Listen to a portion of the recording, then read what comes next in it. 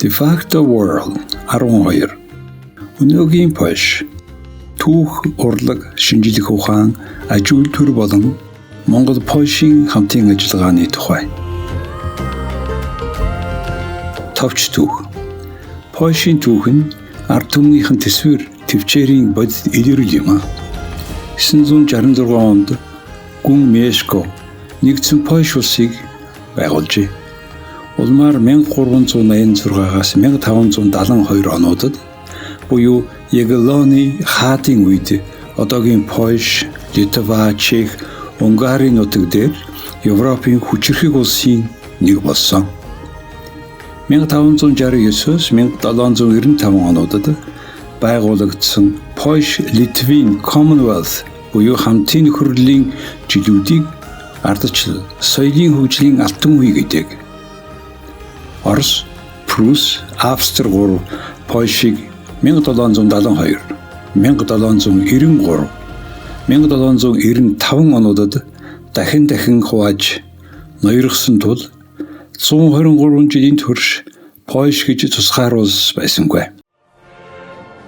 Польшууд 1918 онд тусгаар тогтнолоо сэргээсэн ба төдөлгүй дэлхийн 2 дугаар дайн коммунист үзэл сурлалын дарамт зэрэг түүхэн сорилттой тулгарч тэдгээрийг даван туулж чадсан юм. Өнөөгийн Польш улс Төв Европт оршдог. Герман, Чех, Словак, Украин, Беларус, Литва, Орос зэрэг улсууд болон Балтийн тэнгисээр хүрээлэгддэг.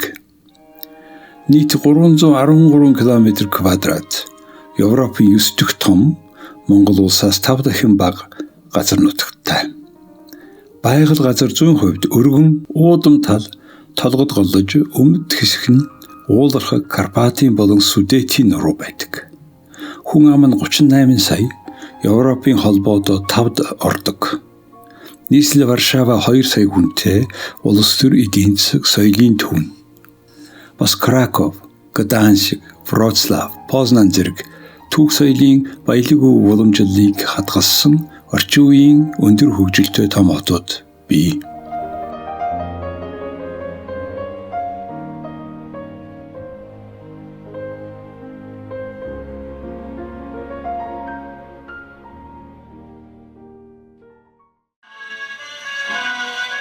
Польшийн түүхийн нэгэн тодхойлц бол 1944 оны Варшавын бослого.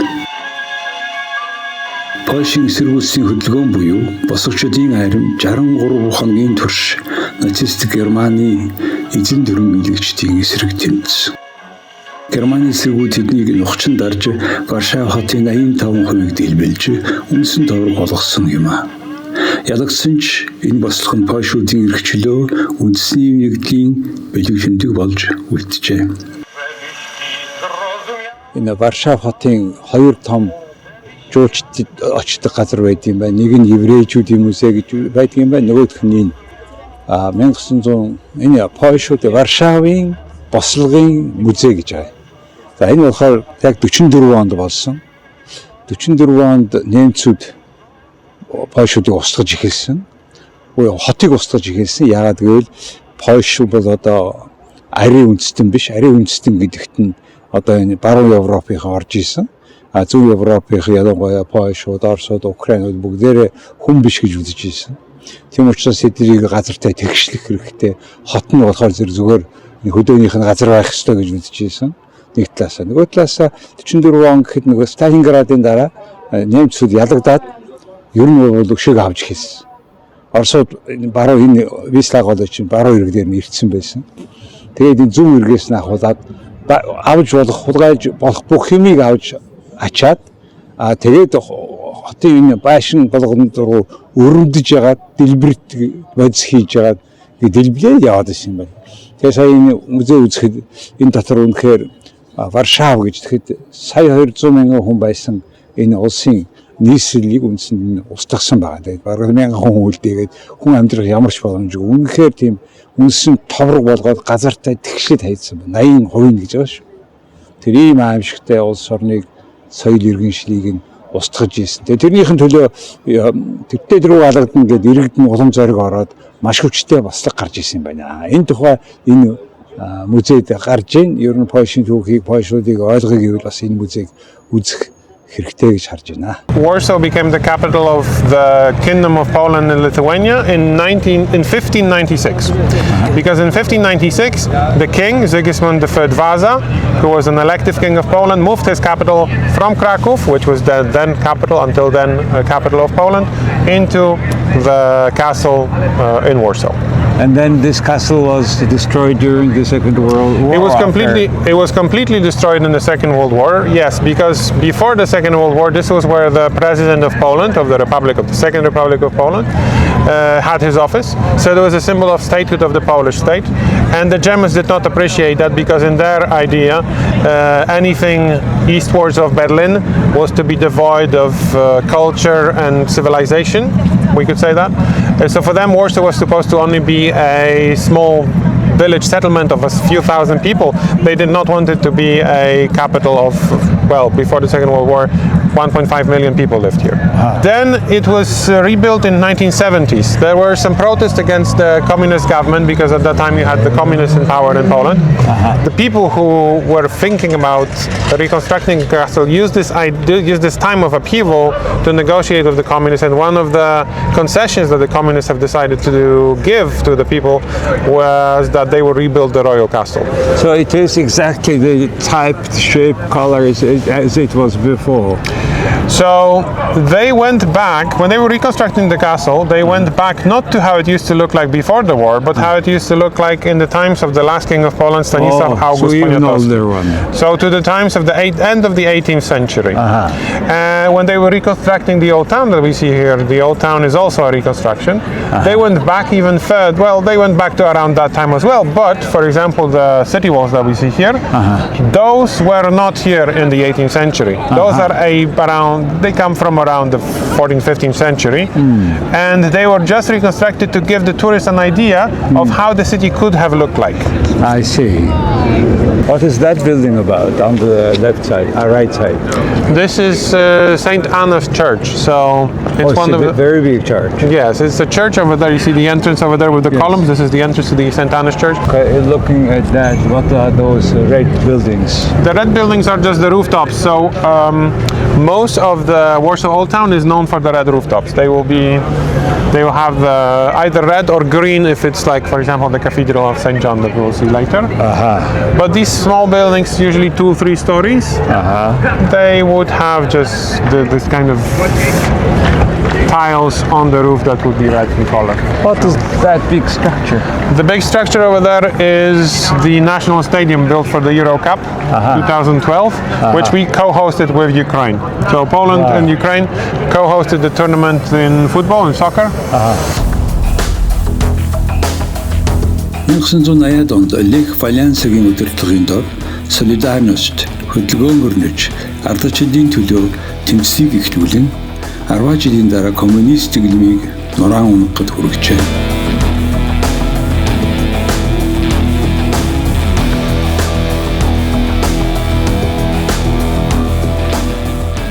Ардчилсан Польш улсын дүүгээ 810 тэрбум Америк долларын эдийн засагтай нэг хүн ногдох орлого нь 24 мянган Америк долларт хүрсэн Европын холбооны хамгийн хурдтай хөгжиж буй улс болжээ.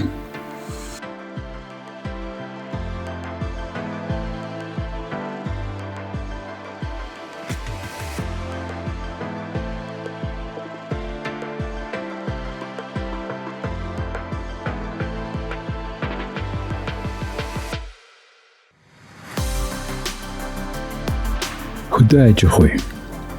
Польшийн хөдөө аж ахуйн салбар 2023 оны байдлаар эдийн засгийнхаа 3%-ийг бүрдүүлсэн Европын холбооны дунджаас өндөр үзүүлэлт.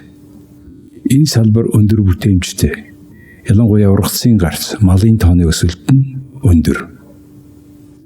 Польш аян жимсгэн, шууны мах, сүүн бүтээгдэхүүн, боловсруулсан мах, нөөшөлсөн хүнс зэрэг бүтээгдэхүүний томоохон экспортлагч алимны үйлдвэрлэлээр Европын холбоог тэргүүлж байна. Төв ба зүүн Европын хамгийн том сүүний үйлдвэр болох Высокий Мазовийский хотын Меликовита сүүний үйлдвэрээр зочлов. За энэ одоо сүүний машин орж ирж байна. Ийм машин энэ үйлдвэр улс даяараа 26 үйлдвэртэй юм байна. Тэгээ нэг үйлдвэр тус болгоно 100 км-ийн дотор сүүгээ цуглуулдаг гэж байна. Жишээлбэл ийм машинаар нийт 1500 фармаас энийг цуглуулдаг гэж байна шүү. 5 зэрэг орж ирэх шугамтай юм байна. Яг одоо өглөө саацсан сүү төв хэвээр орж ирж байгаа гинэ. Меликовита компани Польш даяар 26 үйлдвэр, 25 лаборатори, 36 түгээх төвтэй. Нийт 15,000 фермээс өдөрт 8 сая литр сүү худалдаж авдаг.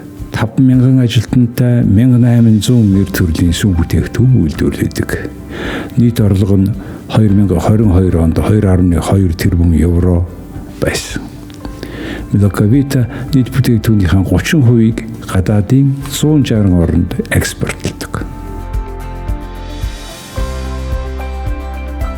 Өдөрт 100 тонн буюу 100 тонн буюу сая литр сүү хатаадаг гэдэг юм да. Temperature 120-оос 150 градуст халаад юм байна.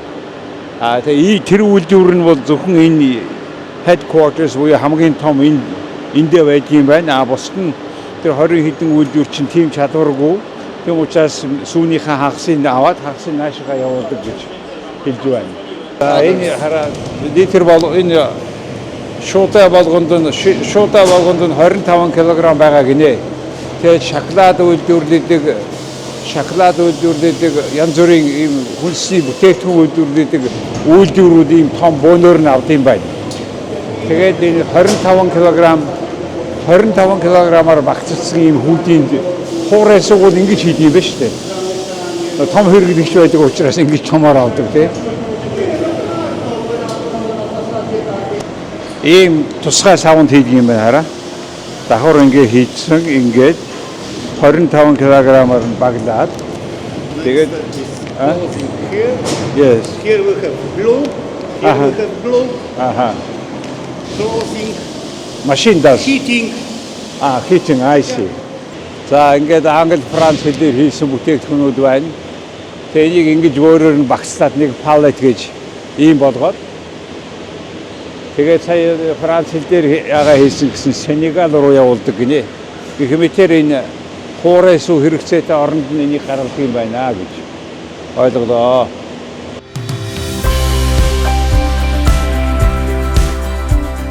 Польшийн хүнсний таршилсан бүтээгдэхүүн нь олон зуун жилийн уламжлал, байгалийн эсгэлтийн арга, өвөрмөх замт өндөр чанараараа алдартай.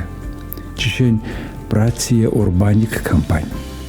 Энэ компани өргөс тэмэх, манжин, байцаа, мөг, жимс зэрэг бүтээгдэхүүнийг даршлан үйлдвэрлэж 20 гаруй улсад экспортлдог. Монголд 1993 оноос Урбаник компани 80-аад нэр төрлийн бүтээгдэхүүнийг оруулж ирсээр байна.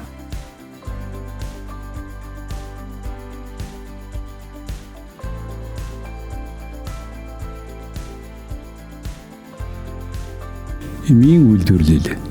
Польшийн эмийн үйлдвэрлэлийн салбар Европын холбоонд 5 дугаарт Герман, Франц, Итали, Испанийн дараа ордог. Улсын эдийн засгт жил бүр 4.5 тэрбум евро оруулдаг эрчимтэй өсчгүй салбар. Жишээ нь Варшавад байрлалтай TZF Polfa компанитай очиж танилцв. Энэ компани 1823 оноос эмийн бэлтгэл үйлдвэрлэж эхэлжээ. Үйлдвэрлэлийн 30 шугамтай, 1000 гаруй ажилтнтай 100 гаруй төрлийн эм үйлдвэрлэдэг. Антибиотик, өвчин намдаах эм, зүрх судасны эм үйлдвэрлэж 70%-ийг нь дотоодын эмнэлгүүдэд нийлүүлдэг. Инсулин, сэтгцийн эмүүд, арьсны эмчилгээний бэлдэмлийг 4 твийн 40 гаруй оронд экспортлдог. Монголд энэ компанийн тодорхой эмүүдийг Timus Monos компани оруулж байна.